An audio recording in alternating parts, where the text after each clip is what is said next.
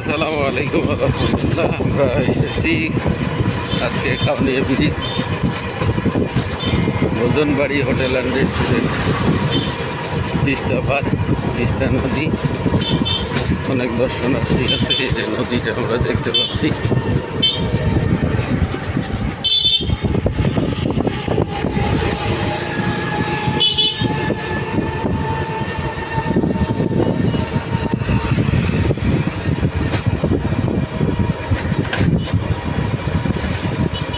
দেখবো আজকে কয় মিনিট লাগে। এই যে নদীতে পানি রয়েছে, এই পাশে চর ভাসছে, এই পাশে একটু চর ভাসছে।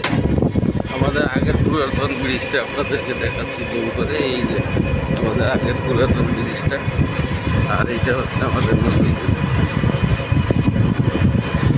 কি সুন্দর একটা মনোরম পরিবেশ।